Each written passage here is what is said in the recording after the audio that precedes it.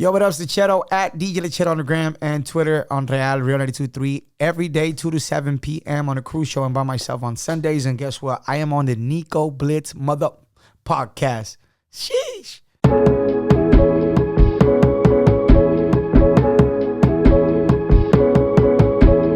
Oh my God, is that Nico Blitz? Nico Blitz Podcast episode. I don't really know, but we here. Hey. We definitely here.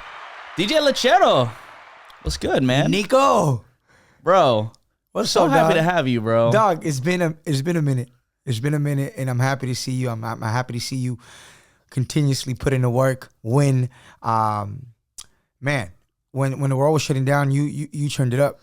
Bro. And you're a hustler at heart, man, and everything you're gonna have in this world, in this life, and you have now and will have, you've earned. So don't ever doubt that. Oh man, I thank you because I definitely need those conversations. Dog, I'm serious, man.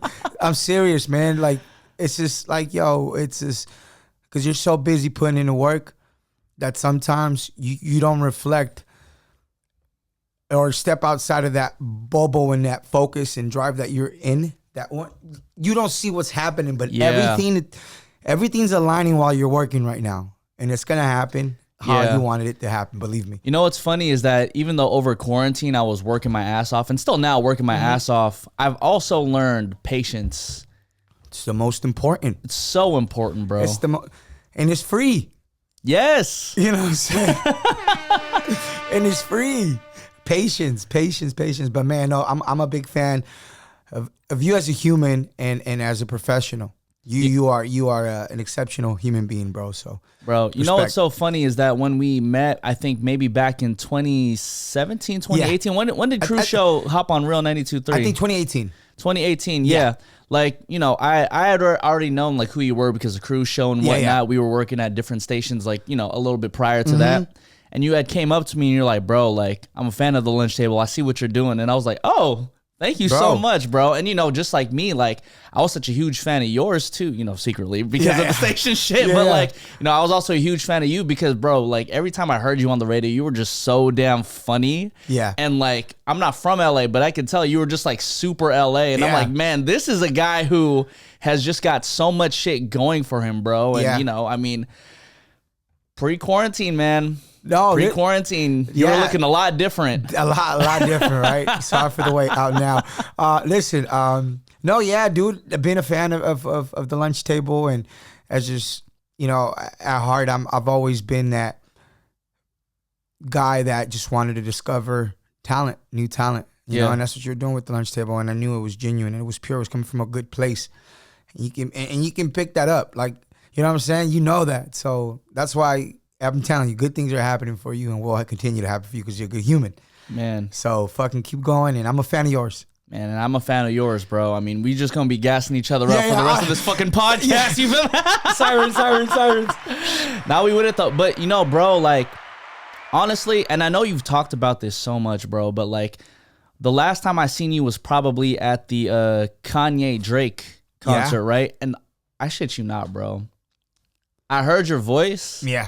And when I saw you, like, my eyes just glowed up because I was like, oh, my God, this man really transformed, bro. Yeah. Like, congratulations on that. Thank you, Primo. Thank you. It was something that needed to be done, and I'm glad I got to it, and I stopped putting it, you know, on hold. And yeah, I mean, everything happens when it's supposed to. And I felt like there was just the perfect time. But, man, I was so happy to see you that day. You know what I'm saying? I was too, man. I like, yo, Primo, you got to come on the podcast. I'm like, yo, let's do it. It was about 2 years since I saw you before that. Yeah, dude. You know, it's shit, man. It was a while. What weight did you start at, and what weight are you at right now? The heaviest I got to be in the weight loss journey world, they usually call it HW, heaviest weight, right? Or SW, starting weight, was 343. So 343 pounds. I remember jumping on the scale that day, and I was like, whoa, I'm almost at 400 pounds. I'm like, damn. I'm like, my shirt says 3X, but I'm not a porn star. Like, what the fuck? Far from it. But no, I remember literally, I got off the scale. I'm like, damn. And I texted my group, like one of the group chats that I'm on. Shout out to homie Freddie, Larry, Seabass, Chippy. the Life's a Gamble chat. And we named it that because they like to gamble. So Life's a Gamble. I don't gamble. They do. But anyways, I remember just like, dude, I weigh 343. This got to stop. This has to change. And I remember I sent the shirtless picture just to the chat.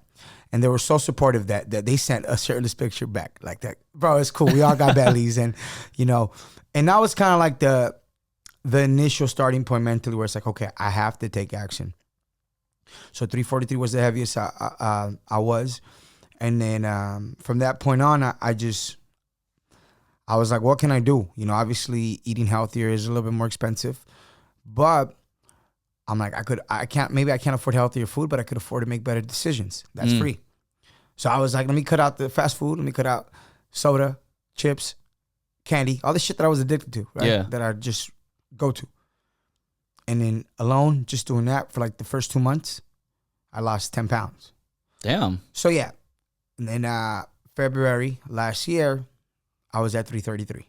So that was when I took it seriously. Like, okay, I got to exercise and I got to meal prep. So it's been in total a year. So in a year, I went from, I guess, 333 to 194. I'm at 194 right now. Wow, bro. I mean. Yeah, basically 150 pounds lost, yeah. Yeah. That's probably you. I'm probably at 160. I definitely hit that quarantine 15. You feel me? Bro, it's like I would have lost you. Like, that's crazy. And I can't imagine losing you, bro. Man, so, I mean, if you talk about, like, losing all the weight and shit, yeah, you would have lost me, bro. That's crazy. It's funny because over the scope of quarantine for the time I've been, well, actually in general, when I've been working with Bootleg Kev, right? Shout out Kev. He invited me on his podcast too, by the way. I mean, you know, and I haven't. Kev, I'm sorry if you're watching this, I'm sorry.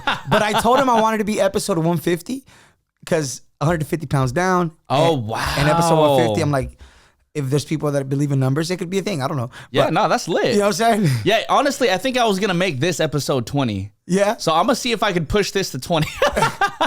No, but like, you know, I've been talking to Kev and like, you know, we've kind of just seen your weight loss journey happen over Instagram like a lot of people have, bro. And it's funny because since the scope of me working with him, we've always talked about like dieting and hopping on keto, and then we hop on these diets and then we kind of just like pull back from it, bro. It's like, it's so crazy when we see somebody like yourself who was just so about just being healthy. It's not about a diet. It was just about being healthy. And it's like, it's so hard to get to that mentality of like that routine. Yeah. Because we're so used to eating the chips and the fries and the candies and the soda and all that shit. Like what really got in your head? Because that's a really hard mentality to get into, bro. Yeah. Like you said, health. It was far more, it was just like how I was feeling about myself and knowing that, you know what?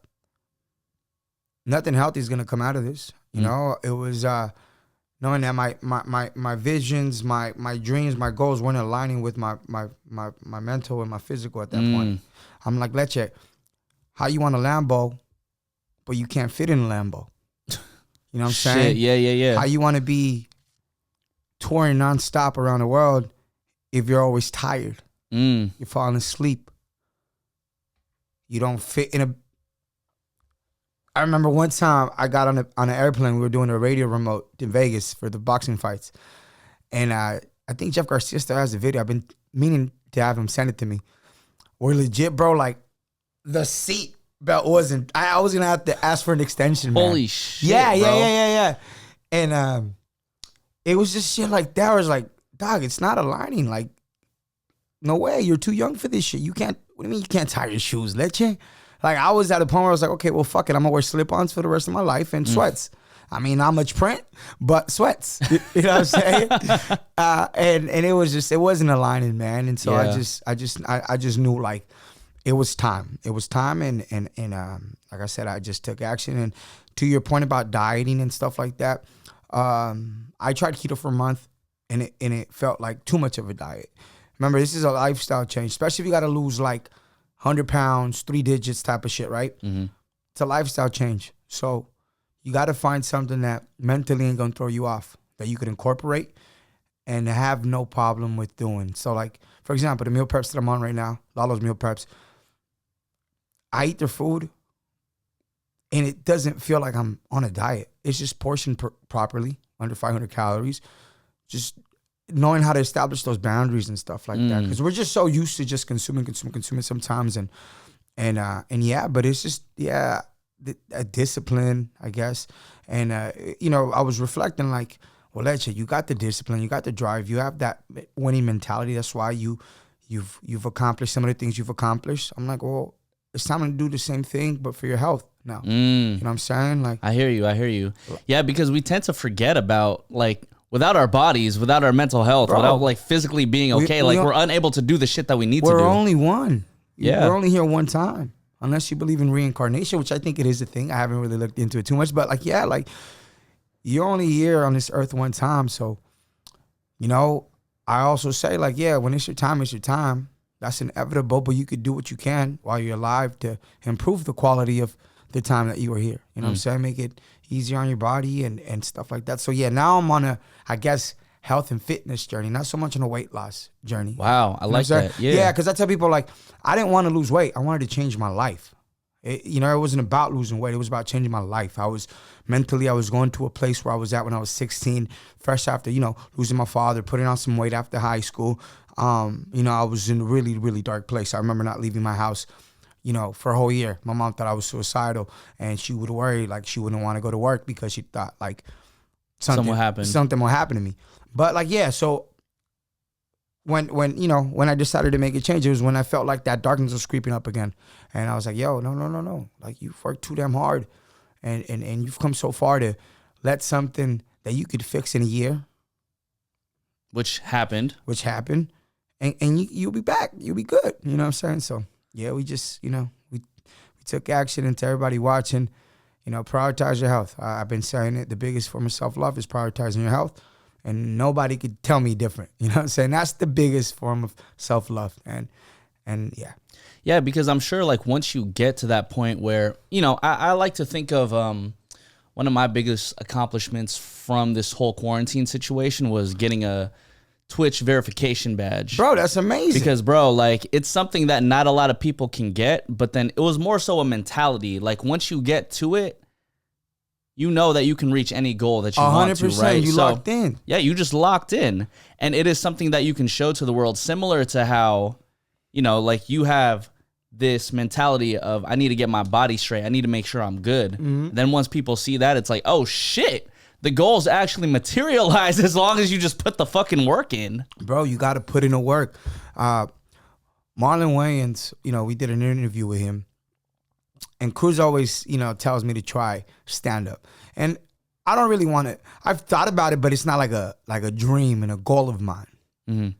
But from him telling Marlon that I wanted to do stand-up, Marlon just went into this crazy lecture where it's like, yo, you got to put in the work. And it's one of my favorite clips that I revisit. Because even though to some extent it was not all accurate about me wanting to do stand-up, his words, his verbiage, his passion, the message, it connected with me. I'm like, he said something about the line, you can't expect God to bless you for work that you ain't doing. You just got to really put in the work. So oftentimes I would go back to that clip just for motivation, just because I'm like, yo, you got to really put in the work. You got to really put in the work. Because if you ain't coming home tired as hell and knock out within 10 minutes, you're not putting in that much time. Damn. You just got to say that shit again. You got to get, as soon as you get home and you ready to sleep, it's because you really been putting in that work, man. Yeah, man. You know what I'm saying? But yeah, you just got to put in the work, man. And like I tell everybody, when you find that rhythm, when you find that the drive again, and it's in spurts, sometimes you're going to have it. Sometimes it's probably going to chill out for a little bit, whatever. It's fuck everything else. Just do you. And everything will either catch you up. And if it didn't catch up, it wasn't meant to be that. What's your day-to-day work schedule? Now, 5:45, try to wake up by 5:45, right? Catch the sunrise. It's always very peaceful. Just reflect, 15-minute window, reflect, be thankful. Then try and get my workout out of the way any time between 6 to 8 a.m. within those 2 hours. And then after that, obviously, come back, shower.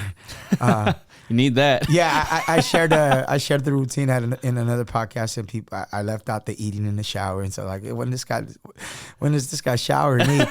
Showering is not for the winners. When the fuck does this guy shit? Yeah, I don't shit. You know what I'm saying? And so yeah, 6 to 8 workout, and then right after that, I used 8 a.m. till about 11 or 12, depending on what time I have to go into the station to create content, write music, work on projects, take meetings, do podcasts, interviews, whatever, something that's contributing to the future, something that I'm planting a seed, fall back, and it'll grow on its own. It's just can't just let it. You know what I'm saying? So I like that. 8 to 11, 8 to 12, just things that I know are gonna help my garden grow. Planting just different seeds and just boom, boom, boom, boom. After that, I go to work. After work, either a studio session or a second workout. If it's not a studio session, I'll just get a workout in and then go home, try to sleep by 10:30, wake up again. And sleep is important. Sleep is very important.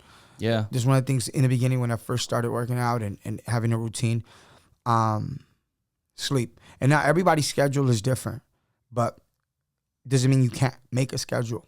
Doesn't mean you can't have a routine. Mm-hmm. If you work graveyard, okay, cool. Make a routine, a schedule around that or whatever. That's going to be beneficial for you. Yeah. You know what I'm saying? I hear you, bro. It's funny because when I would be on Twitch a lot, people would ask me, when do you find time to sleep? I'm like, bro, I sleep like 8-9 hours a night. Yeah. They're like, how? And I'm like, bro, well, if you schedule the rest of your day where you're just maximizing whatever you're doing, right? Yeah. Like, you'll be good to go. Like, similarly, I'll work on the radio show with Kev from about 9 till about like 12 in the afternoon. Mm-hmm. My content time, well, then I'll eat from 12 to 1, right? This guy doesn't eat. Yeah. This guy's just skins and bone. And then from 1 till about like 3 or 4 is like all my content creation. So similar to you, it's like, this is where we plant the seeds for the future. Mm-hmm. After 4, eat again. Yep. But then after 5, that's literally when all the DJing shit happens. So whether I got a DJ at a restaurant or DJ at a club, like that's the rest of the time that goes on for the rest of the day. And by the time it's maybe like 12, latest at 2, I'm going to sleep. And I'm waking back up the next day. No, yeah, it's important to have a schedule and that discipline. It's what winners do. I'm not going to lie, though. It's really hard to get to that discipline, though, especially when, I mean, you know, I got let go. So it's just like, I'm trying to figure out, like, okay, how do I get to that point of getting into a 40-hour work week type of thing, but then on my own? And it's kind of a struggle, too, because it's like, you're not making money all the time. No. So you just got to trust that everything that you're doing within that content creation time is going to help benefit you later on in life. It will. And that's something I've learned, you know, throughout the years. You know, 15. I started DJing when I was 15. I didn't get to the radio till when I was 25. Been doing radio for 5 years now. So I'm 30 for those of you guys that are curious or care about age. And I know a lot of people in the entertainment industry don't like to reveal their age because for whatever reason, a certain age always, like a younger age in a higher position always means like, oh my God, you're more popular. It's kind of weird. Fuck all that.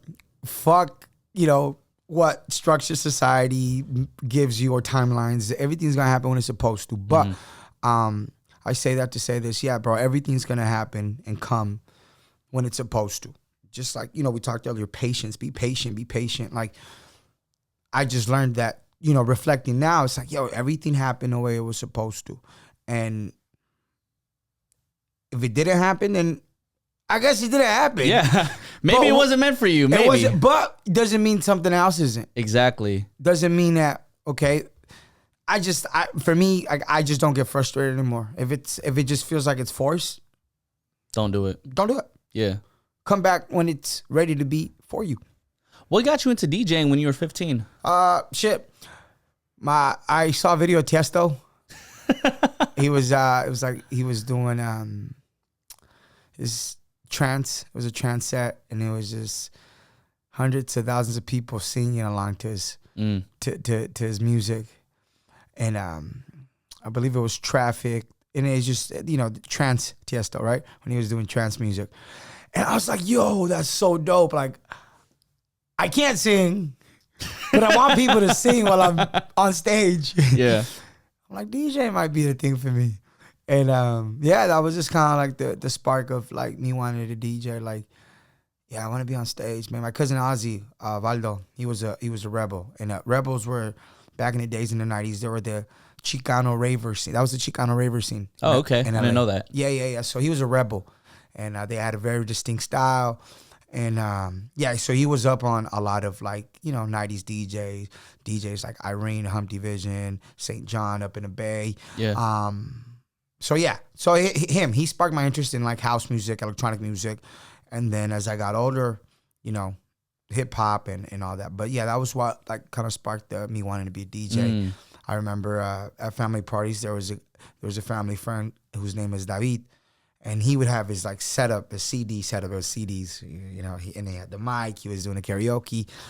And I remember just as a kid, very young kid, I would always be there. I would always just go to the DJ thing and I would just stand there, just watch him. Yeah. So that it was just that, like, and DJing just made me feel cool. Like, I was like, that was like I'm cool. Yeah. I'm cool. I'm happy. You're the one controlling the vibe, bro. Yeah. Like it's funny because it was never about like the attention or anything. Because the way I see DJing is just when you see people, I just felt like moving, it was powerful. Yeah, like yo, you got the power to make people happy. You got the power to make people like have a good time. Like they might be going through a tough week, but they pulled up while you were DJing and you played a song that made them sing off the top of their lungs, and wow, like they're played their shit. Yeah. And they good now. So yeah, like DJing's that for me. And now like I'm trying to get back into it. I took time off from DJing. When I got into radio, like I stopped taking bookings. Because I was a fairly cheap DJ. Like I get booked in the hood all the time. How much were you making back then? I mean, I never DJed clubs, but when I was doing like quinceañeras, I was mostly doing quinceañeras, private events. Like, yeah, anywhere from 800 a week, depends, but some weekends you don't have gigs and stuff like that. But I was never one to like, I was just doing quinces and I was working other jobs too at the time too. But, I just stopped taking gigs because once I got on the radio, I wasn't going to be able to charge the same rate because there's just no way the guy that's on the radio is charging the same price. Man. You get what I'm saying? Yeah. So I just, to avoid that, and avoid having people say, "Oh, you changed," or "Damn, bro, what happened?" You just cut it all together? Just cut it all off. Damn. It was never about the money. It was about the relationship, protecting that, my integrity. I guess I'd feel bad knowing that I know for a fact they can't afford it, and so at that point I was like, okay, cool. But now I feel like 5 years later, I can come at somebody with a certain price. And they probably won't fight it or be so hesitant. And if they are, then I haven't worked hard enough as a DJ for them to not question it. Yeah. And I'm okay with that. I just know I got to work harder. But I'm back on my my house EDM DJ dreams, And I feel like by next year I could do some cute shit, like crazy shit. Well, you dropped the album, within the past 2 years too, right? Yeah, on my birthday last year, Sorry for the Wait, 0925, EP, all fitness-inspired vocals. People would hit me up like, hey, what are you working out to? And initially, Sorry for the Wait was going to be like a hip-hop rap. That's what I thought it was going to be too, bro. And it was. But then just songwriting is much harder, at least for me, being a perfectionist. Like, it was just taking too much time. And I was doing double workouts. I wasn't leaving time for the music. I was on a time crunch. I'm like, oh, an EP, EDM EP would be faster to make. All I need is a cool little hook, sample that, loop it, boom. And you're good to go. Good drop, solid. You know what's so funny is that I didn't realize you were such an EDM head until listening to that EP, bro. Oh, well, yeah, bro. It threw me off because, I'm so used to seeing you in such a hip hop realm. Yeah. We doing all the hip hop shit. Yeah. So to see like an EDM project, I'm like, when the hell was Lechero into EDM, bro? It was interesting. No. It's crazy because I've always been, I used to have 2 blogs, coming up. I tried to do everything to pop off, to be in the music game. I had 2 blogs. I had one called 128 Records, which was all EDM. I would find dope remixes, post them. And I had one called urbanpitch.com. And my slogan was breaking records every day. And I was a hip hop blog, just finding local artists that I thought were gonna be dope, freestyles, you name it. Yeah. So yeah, I've always been in both spaces. Like I just love music. But prior to being on the radio, I had a different DJ name. After a while, like I saw Lechero wasn't really taking off. So I ended up making a new name called Jack the Soul. And that took off. Where'd you get that name from? Jack the Soul was, I took French in high school, so I always liked French, right? My sister's name is Jacqueline. So the male version of Jacqueline is Jacques. So Jacques. And then my mom's name is Alma, which means soul in English. And then my name is Daniel. So the way I would spell the is D-A. So it's Jacques the Soul. Ah. And in my mind, I'm like, well, it's us three that I'm doing everything for. You know, that was kind of like, this name means everything to me. And at the time I was just studying music, I've always been big on the internet. Like, if there's something I think I'm good at is understanding the internet, the memes, all that. Like, it's weird. Like, I'm on the internet not to kill time, but to study it. Patterns, trends. I don't like to follow trends, but I like to keep up with them because you could always use them to your advantage. With the right timing, with the right strategy, with the right... It's just weird. But, yeah, so I started that, and I stumbled upon minimal techno, a subgenre called minimal techno, and progressive trance. I started making mixes. My first mix, The Minimal Chronicles of JDS. I had a bootleg-ass drop that I made. Jack the Soul. I pitched it down, and I would talk throughout the mixes in English, in Spanish, and in French. I'm like, I was always me in my head. I'm like, I'm gonna be worldwide, bro. I'm gonna be everywhere. I want to pull up in every fucking country, and I want everybody to know who the fuck I am. Yeah. I've always had just I love LA, but I want to be everywhere, not just in LA. You know. And I paid for. I at that time, I'm like, I'm gonna risk it all. I believe in myself, so I even paid for the pro account. The extra fucking 20, he really wanted that shit. The extra $20 fucking dollars. I forgot how much it was, but I believed in myself, right? And that first mix, for whatever reason, it took the fuck off. It took off, and I studied like the algorithms, the patterns, the top countries. Germany, France, Italy. It's mainly Europe, Spain. And then, South America, Colombia, Chile, Mexico. So I'm like, okay, well, let me keep doing what I'm doing. Yeah. English, Spanish, French. Because you're literally worldwide at that point. Yeah. And eventually, in France, my buzz was pretty big, bro. Like, I would have people, send me videos of them bumping. They were just DJ mixes, bro. I wasn't producing, nothing. I was just almost like Carl Cox. Carl Cox is just like this big DJ, super big DJ. I think he's had some singles that he's produced or co-produced or whatever, but he's mostly known for just DJing, right?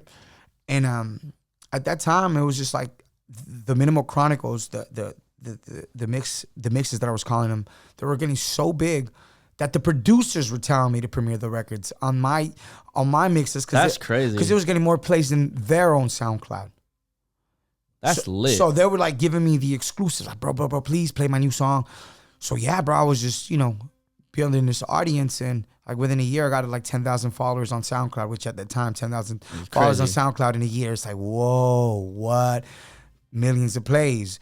And yeah, a year later from starting that, I got a message like, hey, bro, we're starting this agency in Paris. We're in Paris. We're starting this agency. We want to fly you out during the summer. We want to sign you to the roster, and we want to get you gigs out here. I'm like, no fucking way. You got to be kidding me. Yeah, bro. So we jumped on a Skype call, and it was a team of 4 guys. One of them his name was Alvaro. The guy was Brazilian, but he spoke Portuguese, French, Italian, Spanish, and English. The guy was just savvy, super smart. So remember at the time I was working at Buffalo Wild Wings, and I told my manager at the time, my GM, Creamy, Peter Carboni, shout out Creamy if you're watching. I was like, yo, Creamy, this is my dream, bro. I'm just scared that if I leave, I'm not going to have a job when I come back. He's like, Creamy, go. Chase your dreams. You'll have a job when you come back, I promise. So I was like, oh, okay, cool. So yeah, I ended up taking it off to Paris, bro. Oh, shit. I took off. How long were you in Paris? I was gonna stay there for the whole summer, bro. But I remember, I did a few shows. The first show I sold it out. Capacity was 120, but it was 120 people that paid to go see me. Holy shit, so man. It was the coolest shit ever. I remember there was a group of like 10 people that took a 3-hour train ride to see my debut in Paris. It was a 6-hour set, bro. I did a 6-hour set for my first show from midnight to 6 in the morning. And shit, it was crazy. Like, people were asking for autographs. Like, the way they pronounce, the French pronounce Jacques Dassault is Jacques Dassault. Jacques Dassault. So they would say Jacques Dassault. I'd be like, no. Ce n'est pas Jacques Dassault, c'est Jacques Dassault. And it was just crazy, man. And the second show, I did it at this place called like Le Pigalion, which is like an infamous after-hour spot. I think it's very infamous over there. And I remember pulling up. I had a security with me. Like, I felt like a real artist. Like, walking with security, like escort. I'm like, what the hell? And the trip got cut short, man, because I had some fans that invited me to DJ a barbecue. And I'm like, well, I only got like 10 fans, and if they're inviting me to a barbecue to DJ, drop a set, I'm in France, in Paris. Like, why not? So I caught a little train, 30-minute train to go to their house to DJ the barbecue. And I'm DJing, whatever. I had to go to the restroom. I go to the restroom, and I see blood on my stool. Oh, hell no. I'm like, what the hell? Hell no. Please tell me you left. So I pooped blood. I just Googled, and it's the first thing it says is signs of cancer. I'm like, what the fuck?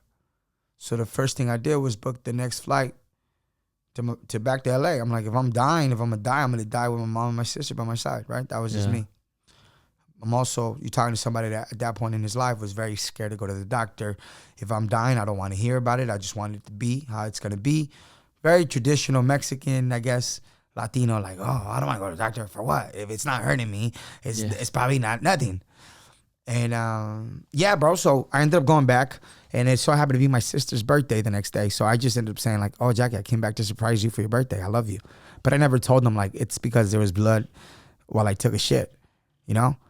And I never went to the doctor up until last year. So for a long time, like I was literally in my head like, oh, I'm dying. You know, it's any time now. So just live your life. Do what you got to do. Eat what you want to eat. Because you're just, you know what I'm saying? What helped me, I think, was getting a radio job. The radio job gave me some type of happiness. Like, oh shit, I did something. I guess I got a purpose, you know? But that chapter, that EDM chapter, I felt like it was cut short. So now I'm back with a vengeance. Like, Lechero is back with a fucking vengeance. Like, for those wondering, I ended up going to the gastroenterologist this past year because once I did keto, my pooping patterns were, different. I was more constipated, and again, it was like I would see blood in my stool, and I was panicking. I was losing weight real fast. I was like, oh shit, I might be dying again. Yeah, it turns out they were just hemorrhoids. You know what I'm saying? They were just hemorrhoids, and everything is good. So yes, but yeah, Leche's back with a vengeance. He is ready to be fucking in the top 100 DJ list. He's ready to be touring around the fucking world in a private jet, taking care of moms, taking care of sister, like he really wanted to 5-6 years ago when Jacques Dassault was the project. But yeah, man, like people trip out like, well, house DJ, fool don't know. He EDM, the fucking guy doesn't know shit, bro. This is what I always want. Yeah, I just had this conversation with myself. Like, what do you want to do? Rap more or DJ more? I'm like, DJ more. And I still could write music for other people. That's no problem. And it's so funny too, because earlier you had said that you want to be worldwide. Like, you love LA, but you want to be worldwide. EDM is one of those. Yeah. It's a genre that is indefinitely worldwide. 100%. Like, bro, like me and my girl Jackie, we literally just saw. First of all, Shaq is an amazing DJ. Yeah. Right. His son is cool. DJ Diesel. DJ Diesel. He also came out with God, who was it? Zed. And I was like, bro, like, you see the crowd, like, it's completely diverse. Yeah. And I know, and Zed's from, I believe, Germany or something, and his shit is going up over here in the U.S. And I'm like, wow, like EDM really has that shit where it can go worldwide, bro. Yeah, I mean, shit, house music, EDM, right? Electronic dance music had its wave like 2010, 2011, 2012. It was like the biggest genre at the time. And like, I mean, even hip hop stations were playing it. You had every big R&B artist making house records. Rihanna and he at the time, you know, they were making those records. Everything comes back. I think being in a house for 2 years made people miss it even much more, especially raves, big festivals. But now my take was like, okay, EDM and house music with Spanish vocals is the next wave.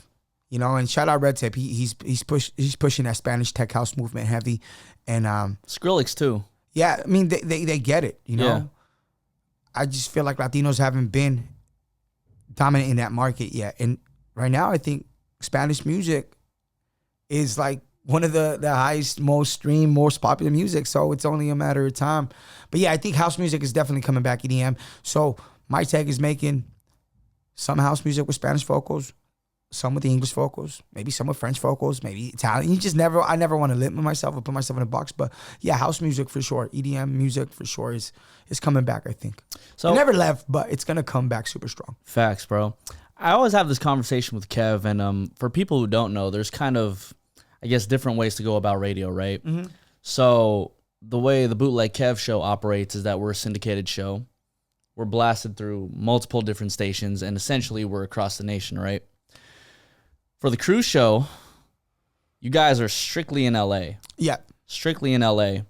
And I have this conversation with Kev saying like, man, I wonder if the Cruz Show ever would be like a nationwide show. And at least from his perspective, he told me like, no, because they're like super LA.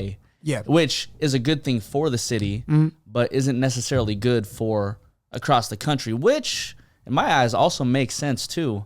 Do you feel like kind of, I guess, being like a super LA show, does it help you or limit you, or is it kind of like a mixture of both? I've never really put that much thought into it. I do know that, you know, we got, speaking as a Cruz Show, there's goals and plans to be a syndicated show. Could be being you too much be harmful or stall you? That's the deeper question. I think yes and no, but I think it's always important just to be you. You know what I'm saying? And whoever wants to consume it will consume it. Whoever wants to accept it will accept it. And whoever doesn't, then, you know, and it's okay. But, I mean, yeah, I guess it can. But I guess my outlook on things is don't worry about what can stop you. Worry about what you can do to not be stopped. You know? I love that, bro. I love that. So it's like, yeah, but that's just speaking to me, you know? Yeah. If you'd ask Cruz that, then it'd be a different answer for sure. If you ask Jeff, that'd be a different answer. If you ask Leslie, that'd be a different answer. But for sure, I know we have plans and goals to be syndicated, you know, because it's cool as fuck. Like, imagine just being blasted in different cities around the country. Like, for you guys, that's a fucking dope. Like, congratulations for sure. But yeah, I try to always worry about, like, not be stuck on the problem. Just worry about the solution, you know? Mm. Like at that point, it's like, how do we make this a nationally syndicated show? Yeah, exactly. While still being LA, you know? Yeah. While still bringing your flavor. I feel it. So, because, the radio shit, I still feel like is very prevalent in this world, bro. Yeah, you know what? For me, at least, I mean, I come a little bit more younger generation, right? So my take on radio now is, and I've been saying this for a few years, it's like, you got to produce content for the internet and for a radio show. Produce for the internet and figure out how to bring it onto the airwaves, as opposed to how do you bring it up on the airwaves and then take it to the internet. Yeah. I think for me, it's like, it's like, yeah, no, worry about the internet first and then worry about how you can bring the content you produce for the internet onto the radio. And like that, you could always just cross promote both of your content pieces. But because it's just like, I feel like the internet now is just, it's just the internet, dog. Like, there's just no fighting it. It's just all powerful. It's very powerful. But yeah, radio is always going to be radio. Radio is always going to be an accolade. It's always going to be like that. Damn, I'm on the radio. Yeah, bro. It's funny because I do have people who hit me up and like they ask me advice on like, what's your take on like how important radio is actually. Radio. If you ask me, Lechero, radio doesn't break records anymore, but they amplify them. You know? I see that. Like you can break a record, but the radio doesn't really break records no more. They just amplify them. Yeah, I feel like it's the difference. If it picks up on TikTok, if it picks up on the internet, then the radio gets behind it. I feel like it's the difference between having a number 10 slot and a number 1 slot. Yeah. Yeah. As far as radio goes, though, for me, I don't see myself doing radio forever. And if I do it forever, it'd be like a music director, program director. Because the only reason why I ever wanted to do radio, bro, was because as a young kid, I was obsessed with having the power to break records.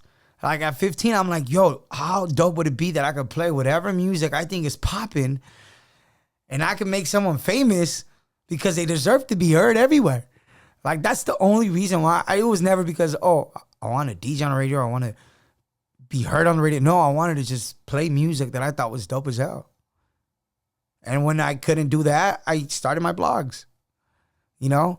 So then once you get into radio, you realize, okay, well, you don't really have a say unless you're in that department, music director, program.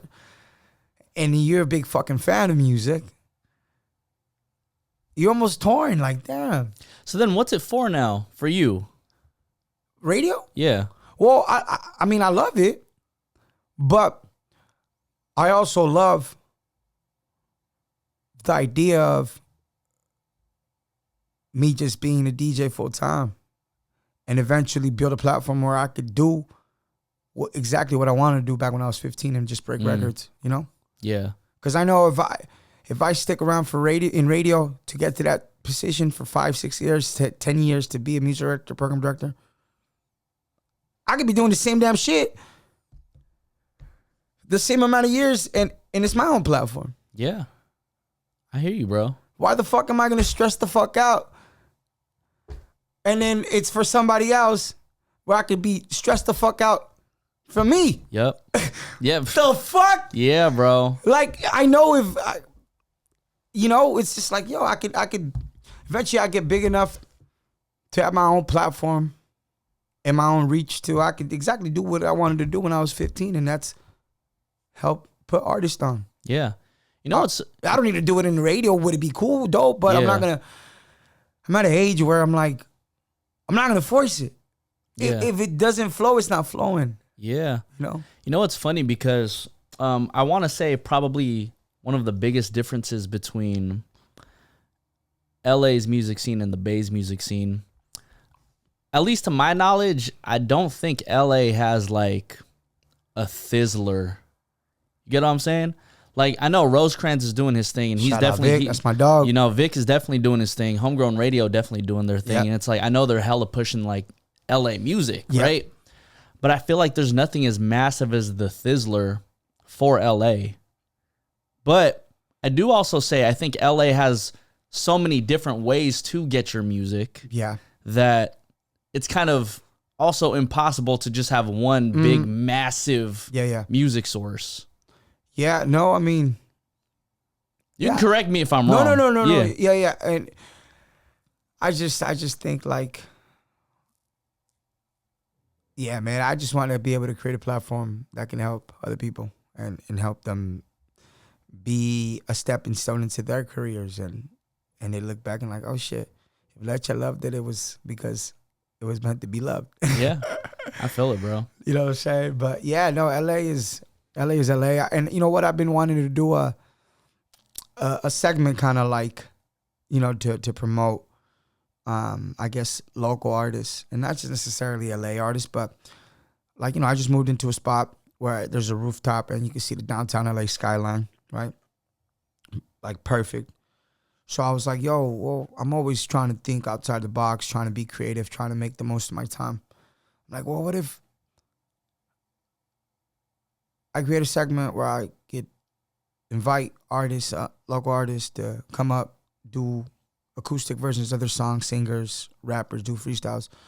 And I call it DTLA. And then DTLA is going to stand for Dope and Talented Local Artists. And it's just one of those things where it's like, yeah, like, at least it fulfills me knowing that I'm helping push forward a culture that's given me so much. You know, a city that I love. You know, but I don't want to just limit it to LA, although it is on the name. But like, even then, have like more established artists pull up, and to me, a local artist, it's not necessarily how many followers you got. It's a spirit. The spirit of a local artist is nobody works harder than a local artist. Nobody grind. You know what I'm saying? A local artist don't switch up on you. It's a state of mind. Yeah, it's a mentality. It's a mentality. You just stay hungry. You know what I'm saying? That's why you love it. Stay on your toes. That's why you love it when you see more established artists still act like a local artist. It's the most beautiful thing. Yeah. It's the most fucking, it's like, yo, respect. You know? So yeah, Dope and Talented Local Artists, look out for that. Trying to put it out by next month. That's an exclusive here for Nico. Hey man, I fuck with it. So yeah, that's just me trying to help push forward, you know, and add my grain of salt to LA, you know. And not just hip hop, it's just gonna be different genres. It could be, you know, Spanish, whatever. That's one thing about me. I always wanted to have a label, start a label where it wasn't just one genre, one language. It's like, if you're signed to us, you're signed to us. I don't give a fuck. I could have a country singer on the same label. Doesn't matter. I could have a K-pop artist on this label. It doesn't matter. I just want to have good music. Yeah, know? Just have dope people. Dope people. Dope people. Exactly. So, yeah, man. When do you feel like, because, you know, you obviously have your DJ career that you're truly focusing on right now, right? You have your radio shit. You're still on what do we call it? Not weight loss journey, but more like health. Yeah, now it's health and fitness. Health and fitness, right? You got your health and fitness going on, and your new venture with DTLA, right? When does it all just? When do you just like settle and you're just like, cool, like I'm happy with everything? Well, I'm always happy with what I got, what I've worked for, what I've earned, but I'm just, I guess, I like to chase the I did it. Probably never though. fuck lying to you right now. Probably never. I just want so much, and I just know I could do so much. And I mean, if you can, why not do it? Don't limit yourself. Don't cut your wings too short. Fly, motherfucker, fly. Gotta ask you one last question though. What the hell is in the bag? Oh. Shit, well, you know what I'm saying? we eating. The only reason why I was late today, and I'm sorry, Nico, I don't like being late. I was 10 minutes late, and I hated myself driving here. It's just kind of like, listen, not the healthiest, but it's also a smarter move. The Coke Zero. Nice. Got a little apple. Got a little sparkling nice. And then my lunch. Today I have a shrimp power bowl. Shout out Lalo's Meal Preps. And that's it. That's what I'm having for lunch. Nice. So what's specifically in the meal prep today? Shrimp, brown rice, black beans, corn, and zucchini. That's lit, bro. Yeah. And it doesn't even feel like I'm on a diet. It's just, it tastes like normal. I might have to check him out though, bro. Because if there's anything I learned over quarantine is that you should not be spending money on food every fucking day. Well, listen, and you know what? When I committed to finally dropping weight and doing all this, I was like, well, I'm spending money regardless, right? I'm on a go. I'm in a place right now where if it's not practical, I'm not getting involved with it. You know what I'm saying? Because time is money. Money's time, you feel me? Especially, it's just like we're always on a go. So I was like, I'm going to spend X amount of money eating junk food. Might as well spend X amount of money eating healthier food, making a smarter choice. And I live by myself, so the microwave. Yeah, I love the microwave. Hey, I'm happy you keeping it funky with us, bro. Come on, man. That microwave is my best friend sometimes. Listen, the power levels, the way you warm up food, like with the power levels in the microwave, makes a difference. Like my meals, I cook them 3 minutes 45 seconds at a 50% power level. because it allows the food to be cooked more thoroughly. It doesn't make it too hot where it's burnt. It's just like, there's a science to the motherfucking microwave. So respect the motherfucking microwave. I don't want to hear it. I don't want to hear no slander. I can cook. I know how to cook, but it's not practical for me. I'm always on the go. So shout out to meal prep companies that sponsor me throughout, the weight loss journey. Lalo's Meal Preps, Lunchbox Meal Preps, Tasty Takeover, Kitchen Gangsters, y quien más. Low calorie meals. So. Damn, Kitchen Gangsters, huh? Yeah. That shit sound fire as fuck. No, yeah, man. And they were all dope. They were all with it. Some gave me discounted rates. Some gave me free meals. Either or. I'm grateful because, nutrition played a big factor in me able to drop weight. So, yeah, man, we just sticking to it. And I do have cheat days. I do indulge in that now. But in the beginning, I was very, very, very, very, very strict, just because I wanted to establish that discipline, be able to say no, have temptation in front of you and not be fazed. It's a mental thing, really, really. You got to put your mind to it. But yeah, Nico, that's the vibe I'm on. Man, I'm happy you are here to inspire, bro. It's honestly inspiring for me, and also listening to just you talk about your journey over the past 2 years and, even your DJ career. It's like, bro, like, I'm so excited to see where you're going to go and what you're going to do. To the motherfucking top, Nico, where we belong. You feel me? Where the fuck we belong, Nico. You belong there too. We gonna be there chilling. Yeah, the top ain't lonely. The top ain't lonely. Though, I don't think so, but it feels that way. It does. It feels that way because no one understands your vision. No one's gonna understand your drive because it's your drive, it's your vision, it's your dreams, it's your goals. But it definitely don't gotta be. It's not lonely. It don't gotta be lonely. But also don't waste energy trying to make people. You can't make people motivated. You can't make people want things. You can't make them winners. They gotta want to make themselves winners. Yeah, you can't force people to believe. Because I feel like when there's people who you work alongside and people that you do help, there's kind of like that. There's kind of like that mutual agreement. Like, I see your hustle, you see mine, so we're just gonna keep on like working together in any capacity. You hit me for whatever. I'm always gonna say yes because I know you have that drive. I know you got that same fucking mindset. Sometimes people reach out to work with me, do certain things. I'll say no, not because they're not talented. I just don't see that drive. I don't see that hunger. There's just no point in me wasting my time. Yeah, I can gain something from it, but I'm not going to be happy doing it while it's happening. Yeah. So why the fuck? And then maybe down the line, their drive increases and then you might circle it back and do it again. So, yeah. To the top we going, bro. To the top, bro. To the top. Nico Blitz Podcast. DJ Lechero. Nico! We are out, everybody. Sheesh. Yo, Leche, by the way, can you tell me about the fit you got going on right now?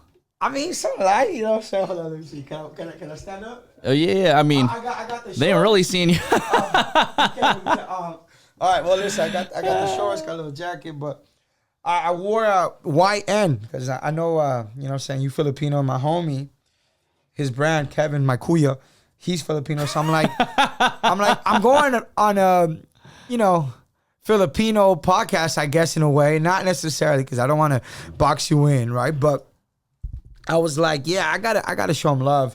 And shout out Kevin, man. He's been putting in the work. He's another guy that, he's had this brand for like 10 years, man. Oh, wow. For 10 years, he started this. I remember shooting his first behind the scenes video.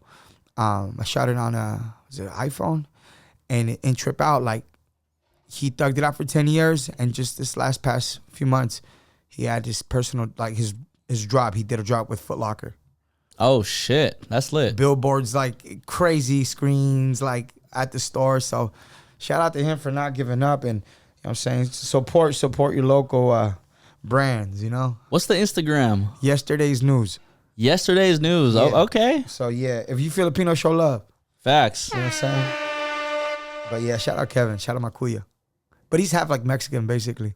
Oh, so he's Mexipino. No, but we say he's half Mexican because he speaks Spanish. So he grew up with Mexicans. So, fucking shout out Kevin. Shout out Queasy.